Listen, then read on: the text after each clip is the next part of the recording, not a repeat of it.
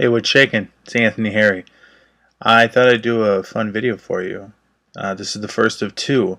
This one, I'm gonna go over some. I'm gonna go over the eyes. So, hope it helps. Let's get started.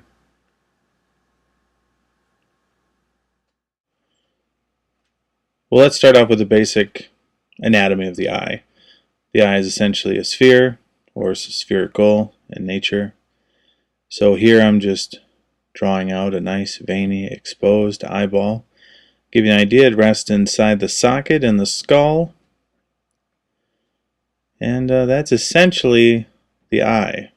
But what we see is different. So as an exercise, I like to draw that sometimes, and then now you can put the flesh over it. The almond shape of the eye created by the eyelid, putting in the shape of where the skin goes over the curvature of the eyeball itself with some eyelashes.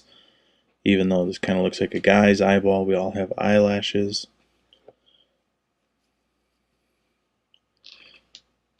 You can look at it from the side. It also gives you an idea. You have the crest of the nose comes out and where the cheekbones are and everything, but still you have that eyeball in the socket. You have the eyelid that comes around it. And these are just things to think about when you're rendering the human face. The eyeball has a lot of shape and contours, and it can greatly affect your shadows, and it's a huge part of conveying emotion. So let's just draw some different eyeballs here.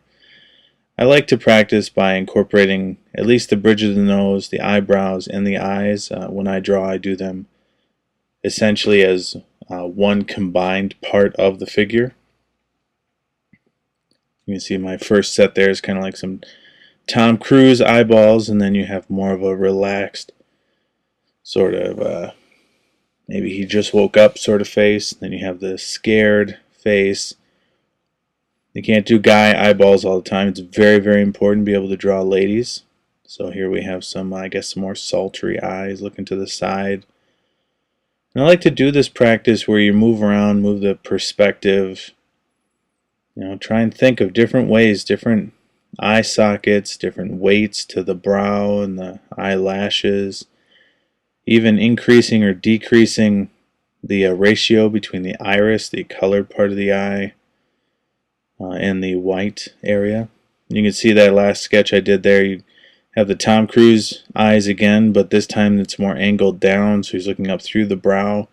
Sometimes that's fun to do with different eyes. You're not worrying about the whole head. You're just drawing these eyes from different shapes or emotions right next to each other, because the rest of the face can look the same, but if you change the eyes, you'd be conveying a completely different emotion. And then you see you can do profile, you can do slightly upward angles. It's just really good practice. Just grab a scrap sheet of paper, and it's a great warm-up exercise before you start going into either drawing people or pages or character design or whatever it is you're going to do that day. This is a great way to get yourself going. Let's wrap this up by showing how this all goes together, okay? So when you're drawing the head, this is just basic measurements, good for practice. I mean, you're going to have to tweak these for different people, but you can see I did the head, the circle, drew in the jawline, then about halfway down I drew where the eyes are, put some dots in the middle of those lines. That's where my pupils are going to be. Drew a line down the center vertically. That's for the lining up obviously the middle of the face. Give me some balance. Halfway between the eyes and the bottom of the chin is where the nose is. And you can see from the inside tear ducts down, I lined out where the edge of the nostrils are, and then from the center points there where the pupils are down is the outside of the mouth. These are just basic measurements. They change from race to race, from gender to gender, and just sometimes even within the same thing, but it's a good practice. Throw it all together and there you go. You have a face.